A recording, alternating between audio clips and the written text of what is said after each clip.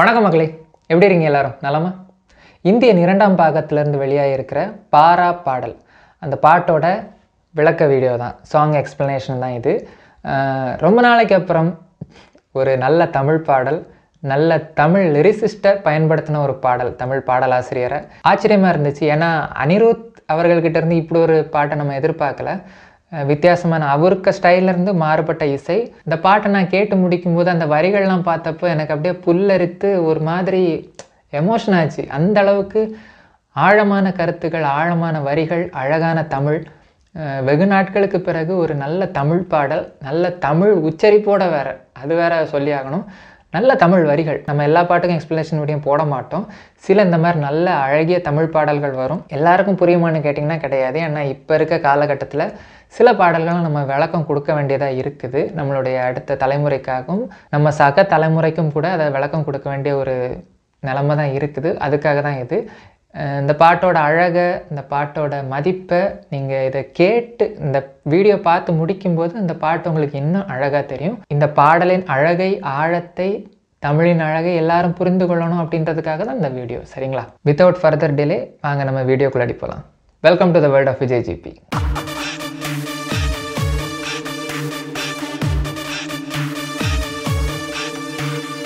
பாடலோட ஓப்பனிங்கே ஒரு வீரன் குதிரையில் வரான்.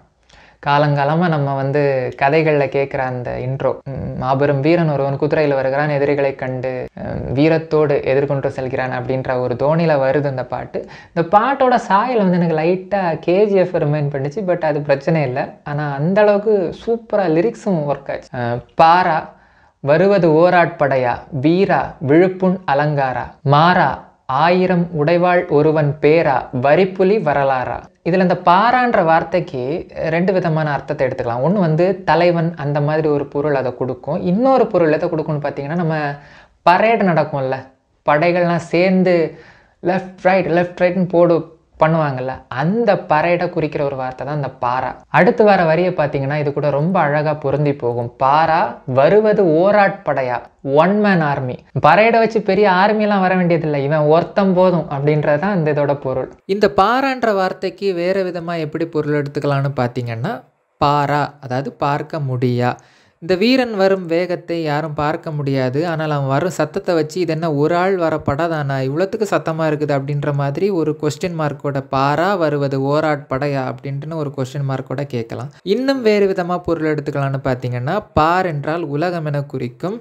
ஸோ பாரா இது என்ன உலகமா அப்படின்னு கேட்குற மாதிரி அந்த அளவுக்கு பிரளயத்தோட ஒருத்தன் வரான், உலகம் அதிரும்படி ஒரு சத்தம் கேட்கிறது, ஆனால் வருவது ஒருவன் தானா அப்படின்ற மாதிரி ஒரு கொஸ்டின் மார்க்கோட அப்படியும் நம்ம கேள்வி எழுப்பலாம். ஆனால் இந்த இடத்துல அந்த பரேடுன்ற அர்த்தம் தான் சரியாக பொருந்தி போகுது. வீரா விழுப்புண் அலங்காரா, வீரனே உன் உடலெல்லாம் விழுப்புண்களின் அலங்காரம். விழுப்புண்ணா வேற ஒன்றும் இல்லை, போரில் அடையும் காயம் இருக்குதுல்ல, அதைத்தான் விழுப்புண்னு சொல்லுவாங்க. நம்ம பொன்னியின் செல்வன் புக் நீங்கள் வாசிச்சிருந்தீங்கன்னா தெரிஞ்சிருக்கும். அதில் பழுவேட்டரையர்னு ஒரு கேரக்டர் வரும், அதாவது பெரிய பழுவேட்டரையர். அந்த பெரிய பழுவேட்டரையரோட உடம்புல 64 விழுப்புண்கள் உண்டு அப்படின்னு அந்த கதையில் வரும். 64 வீர காயங்கள். ஸோ அந்த ஒரு வீரனுக்கு பெருமையே அந்த விழுப்புண்கள் தான். அந்த போரில் அவன் அடையும் அந்த வீர காயம்தான் அவனுக்கு பெருமை எல்லாமே. அவன் அப்படி மாறை நிமித்தி கொண்டு வரப்போ அந்த உடம்பெல்லாம் அந்த காயங்கள் இருக்கும்ல, இவன் பெரிய வீரம்பா, எத்தனை விழுப்புண் இருக்கு பாரு அப்படின்ற மாதிரி காட்டுறது. ஸோ விழுப்புண் தான் ஒரு வீரனுக்கு பெருமை, அடையாளம் எல்லாமே. இதுல வீரா விழுப்புண் அலங்காரா, அதாவது அவன் உடம்புல அவனுடைய விழுப்புண்களே அவனுக்கு அலங்காரமா அவ்வளோ இருக்குது அப்படின்றத குறிக்குதா. ஸோ அவன் அந்த அளவுக்கு வீரன். மாறா ஆயிரம் உடைவாள் ஒருவன் பேரா, வரிப்புலி வரலாறா அப்படின்ற இந்த மாறன்ற வார்த்தை பல மன்னர்களோட பின்னாடி வர ஒரு பெயரா நீங்க பார்த்துருப்பீங்க.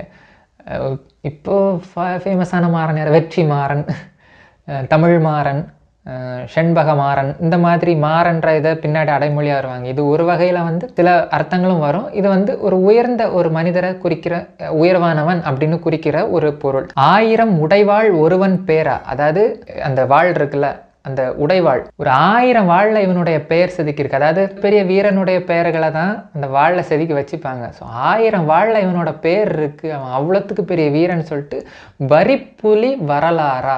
இந்த வரிக்கு பாவிஜய் அவர்களுக்கு ஒரு வகையில் நன்றியும் சொல்லணும். ஏன்னா இது வரிப்புலி வரலாறா, புலிக்கொடி, தமிழர்களின் ராஜ்யம் கடல் தாண்டி உலகம் முழுக்க ஒரு பேரரசாக மாறிய ஒரு தருணம் சோழ பேரரசு. ராஜராஜ சோழன், ராஜேந்திர சோழன் இருபெரும் பேரரசர்கள் வாழ்ந்த பூமி. அந்த வரலாறையும் குறிக்கும். தமிழ் இனத்துக்காக போராடி விதையாய் போன நம்முடைய புலிகள், அவர்களுடைய போராட்டம், அந்த வரலாறு அதையும் குறிக்கும். அடுத்த 4 லைன் பார்த்தீங்கன்னா, தினவுள்ள தோள்கள் உண்டு, தீயை கக்கும் வாட்கள் உண்டு, புறவிக்கு ரெக்கை உண்டு, புயலுக்கும் தான் உருவம் உண்டு. இதில் இந்த தினவுள்ள தோள்கள் உண்டுன்னா, தினவுன்னா ஒன்றுல நல்ல பலமான தோள்கள் உண்டு.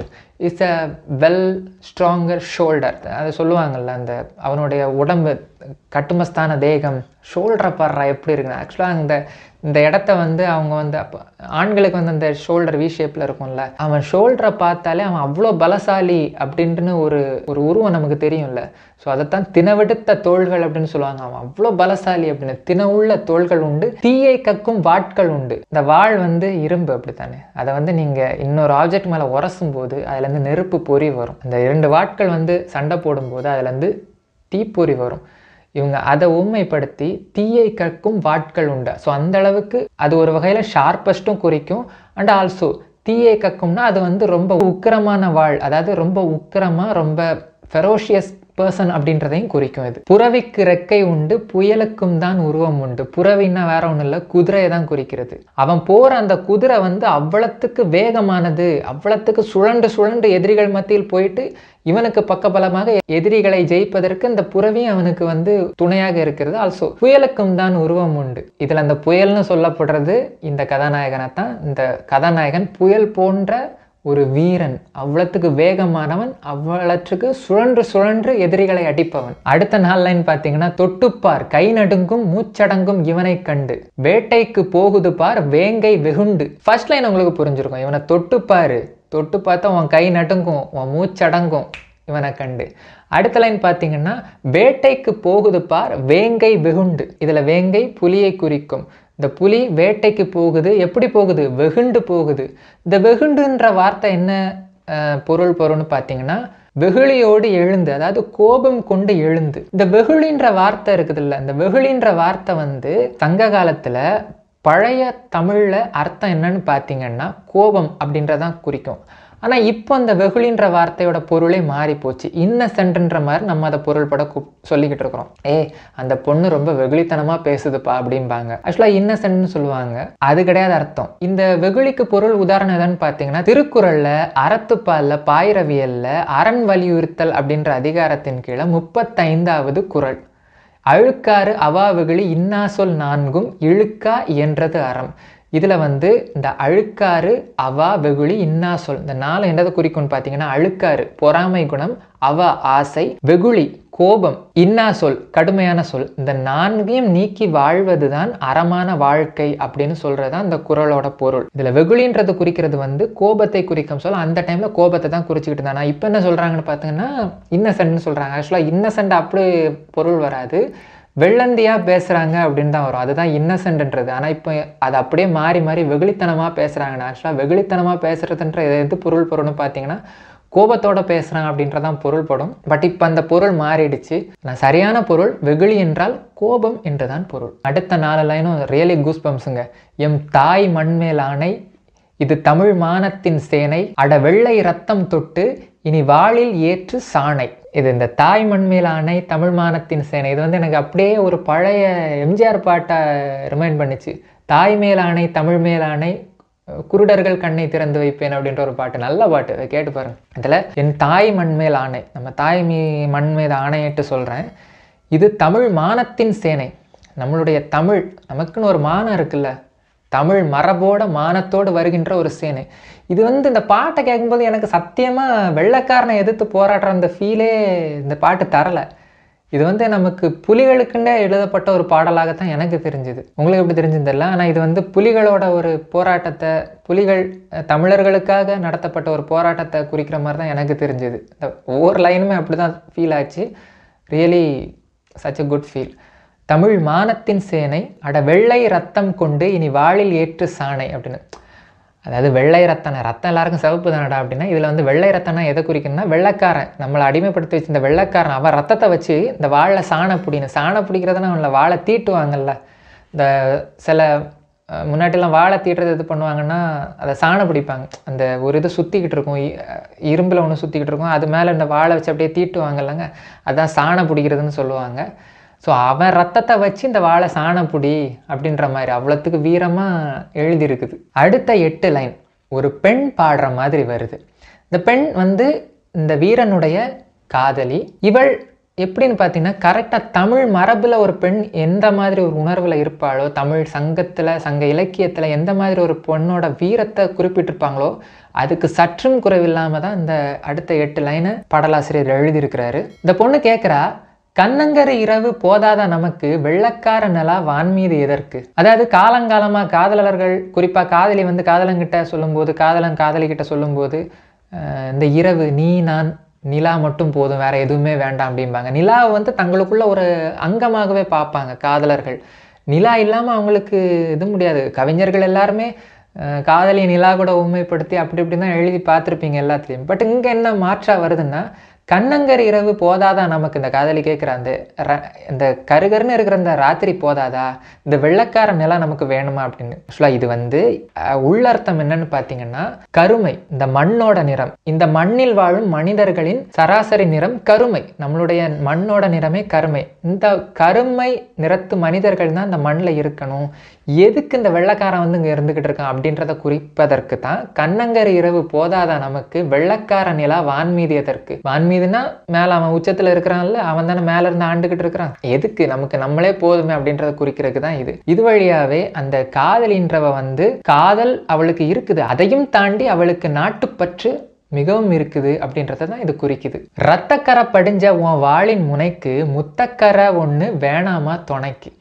அதாவது அவன் வாழெல்லாம் ரத்தக்கரை படிஞ்சிருக்குது, அவன் அவ்வளோத்துக்கு வீரன், அவ்வளோத்துக்கு அவன் வந்து ஓவராக போர் பண்ணி இது பண்ணிக்கிட்டு இருக்கப்போ அவனுக்கு வந்து ஸ்ட்ரெஸ்ஸாக தான் ஆகும். உன் வாளின் முனைக்கு ஒரு முத்தக்கரை வேணாமா துணைக்கு அப்படின்னு இவ கேட்குறா. அதாவது நீ என்னதான் வீரமாக இருந்தாலும் உனக்கும் ஒரு துணை வேணும்ல. ஸோ என்னதான் ஒருத்தன் எவ்வளோ ஸ்ட்ரெஸ்ஸில் இருந்தாலும் எவ்வளோ பெரிய இதாக இருந்தாலும் அவனுக்குன்னு தனக்குன்னு ஒரு துணை இருக்கும்போது அவன் வந்து அவனுக்கு அது ஒரு ஆறுதலாகவும் தனக்கு துணையாகவும் இருக்கும்போது அந்த வீரனோட மனமே வேற லெவலில் இருக்கும். ஸோ அதைத்தான் இவ கேட்குறா, நீ இவ்வளோத்துக்கு வீரமாக இருக்கிற, பட் உனக்கு ஒரு துணை வேணும்லப்பா அப்படின்ற மாதிரி தான் இவ கேட்குறா. உன்னோட காலடி குழம்பாகணும், உன் மேலே விழுப்புண் தழும்பாகணும் அப்படின்னு சொல்கிறான். காலடி குழம்பு, குழம்பு இல்லை குழம்பு, குழம்பு இந்த பாலூட்டி விலங்கினங்கள் நிறைய உண்டுல்ல, மாடு, ஆடு, ஒட்டகம், ஒட்டகச்சிவிங்கி, வேற என்ன குதிரை, இதுங்க எல்லாத்துக்கும் காலு கீழே குழம்பு இருக்கும். அந்த கடினமான ஒரு நகைப்பகுதி அதுதான் அதுங்களை பாதுகாத்துக்கிட்டு இருக்கும். அது நாளடைவில் தேய்மானம் ஆகும். அந்த தேய்மானம் ஆகாமல் இருக்கிறதுக்கு தான் குதிரைக்கு மாட்டுக்கெல்லாம் லாடம் அடிப்பாங்க, பிடிச்சி வச்சு கீழே ஒரு இந்த ஷேப்பில் இருக்கும் ஒரு இரும்பு, அதை வச்சு ஆணி அடித்து வச்சுருவாங்க. ஸோ அது தேய்மானம் ஆகாமல் பார்த்துக்கும். ஸோ இதில் என்ன சொல்கிறேன்னா, நான் வந்து உன்னோட காலடி குழம்பாகணும் அப்படின்னு. இவன் மனுஷன் தான், இவனுக்கு காலில் குழம்பெல்லாம் கிடையாது. பட் இவன் வந்து என்ன சொல்கிறான்னா, உன் காலுக்கு கீழே நான் குழம்பாக இருக்கணும் அப்படின்ட்டு. நீ உன்னுடைய பாதையில் நீ போகிறப்போ நான் உனக்காக தேயணும், ஊ மேலே விழுப்புண் தழும்பாகணும் அப்படின்ட்டு. அதாவது அவனுடைய மேனி அலங்காரமே அவன் போரில் வாங்கின அந்த விழுப்புண்கள் தான். அது அவனுக்கு அலங்காரமாக இருக்குது. அந்த அலங்காரமாக இவ இருக்கணும். அதாவது இவ விழுப்புண் தழும்பாகணும்னு அவ சொல்கிறதுக்கு காரணம், அவனுக்கு வரக்கூடிய காயங்களை, அவனுக்கு வரக்கூடிய ஆபத்தை இவ வாங்கிக்கணும், அவனுக்கு எதுவும் ஆயிடக்கூடாது அப்படின்ற மாதிரி ஒரு காதலின் உச்சத்தில் அவ சொல்கிறான். உன் கையில் சேரும் வரமாகணும், இல்லை நம் தாய் மண்ணுக்கே நான் உரமாகணும் அப்படின்னு சொல்கிறா. நான் ஒன்று உன் கூட சேரணும், அப்படி இல்லையா நம்ம நாட்டுக்காக நான் உயிரை கொடுக்கணும், நம்ம நாட்டு மண்ணுக்கே நான் உரமாகணும் அப்படின்னு சொல்கிறா. வீரம் பொருந்திய ஒரு தமிழச்சியின் அவளுடைய மரபு, நம்மளுடைய மரபை, அவளுடைய அந்த வீரத்தை ரொம்ப அழகாக எந்த விதத்துலையும் குறைவில்லாமல் சொல்லப்பட்டிருக்குது. கவிஞருக்கு 1000 கும்பிடு இந்த மாதிரி ஒரு வரியை கொடுத்தது. இப்போ அந்த வீரன் சொல்கிறான், அடியே வெடியே அள்ளி கொடியின் மடியே. இதில் அடியே அடியே அவளை கூப்பிட்டு வெடியே, அதாவது அவள் வந்து மனசில் இருக்கிறத பட்டு பட்டுன்னு ஓப்பனாக சொல்கிறா, வெடி வெடித்த மாதிரி சொல்லிடுறா. அடியே வெடியே அள்ளி கொடியின் மடியே. இந்த வார்த்தை எதை குறிக்குன்னு பார்த்தீங்கன்னா அள்ளிக்கொடி. அவள் வந்து அவ்வளத்துக்கு வளைந்து நெளிந்த ஒரு நளினமான ஒரு பெண், நளினத்தோட சோர்ஸாக இருக்கிறா. ஒன்றை அள்ளி வாசம் பார்க்க வரட்டா, அடி அள்ளி கொடியே நான் வந்து உன்னை அள்ளி எடுத்து அப்படியே உன்னோட வாசத்தெல்லாம் எடுக்க வரட்டுமா அப்படின்னா, அதாவது ரொமான்டிக்கான ஒரு அர்த்தத்தில் சொல்கிறது தான் இது. அடுத்த லைனு ரொம்ப ஹைலைட்டாக இருக்குது. புரியா வலியே சேலை புலியே புலியே உன்மேல் வரிகள் எண்ணி எண்ணி சொல்லட்டா. புரியா வலி, அதாவது காதலிக்கிறவங்களுக்கு புரியும், இந்த காதலில் இருக்கும்போது இந்த பெண்களோட உரையாடும் போதும் பெண்களோட பழகும் போதும் அவர்களை முழுசாக புரிஞ்சிக்கவும் முடியாது. சில நேரத்தில் நமக்கு ஹர்ட் ஆகும், பல விஷயங்கள் ஹர்ட் ஆகும், நம்மளால் புரிஞ்சிக்கவே முடியாது. அது ஒரு விதமான ஒரு சுகமான வலியை கொடுக்கும்னு சொல்லுவாங்கல்ல, அதை தான் இங்கே சொல்கிறான். புரியா வலியே சேலை புலியே புலியே. அதாவது அந்த பெண்ணை ஒரு வீரமிக்க ஒரு பெண்ணாக சொல்கிறான், புலியே அப்படிங்கிறான். ஆனால் சேலை உடுத்திய புலி அவள் அப்படின்றன்னு திரும்பவும் இந்த இடத்துல நம்மளுடைய புலிகளை தான் குறிக்கிற மாதிரியே இருக்குது வரிகள் எல்லாம். உன்மேல் வரிகள் எண்ணி எண்ணி சொல்லட்டா. இதுவும் ஒரு ரொமான்டிக்கான ஒரு இதுதான். அவள் ஒரு பெண் புலி, உன் மேலிருக்கும் வரிகளை நான் எண்ணி எண்ணி சொல்லவா அப்படின்னு. இதுக்கு ரிலேட்டடாக இன்னொரு செம ரொமான்டிக்காக ஒரு லைன் சொல்லட்டுமா? நம்ம ஊரில் சில பாடல்கள் வரும், உன் மேலே இருக்கும் மச்சங்களை நான் எண்ணி சொல்லவா அப்படின்ற. அதாவது அவங்க என்ன பண்ண போகிறாங்க, ரொமான்டிக்காக கூட போகிறாங்க அப்படின்றத இதில் கொஞ்சம் வீரத்தோடு சொல்லியிருக்காங்க. உன் மேலே இருக்க வரியை நான் எண்ணி எண்ணி சொல்லட்டானே, நீ ஒரு பெண் புலி, உன் வரியை நான் எண்ணி எண்ணி சொல்லட்டா அப்படின்ற மாதிரி. அடுத்த வரிகள், துப்பாக்கி தப்பாய் கொண்ட சிப்பாய்க்கெல்லாம் சிம்மம் நீயே. நம்ம ஒரு வார்த்தை சொல்லுவோம் தெரியுமா, முன்னாடி கேள்விப்பட்டிருப்பீங்க. அவன் ஒரு சிம்ம சொப்பனம் எதிரிகளுக்கு, அவன் வந்தாலே எதிரிகளுக்கு சிம்ம சொப்பனம்னு எதை சொல்லுவாங்கன்னா இட்ஸ் அ நைட் மேர் அப்படின்றத சொல்கிறது.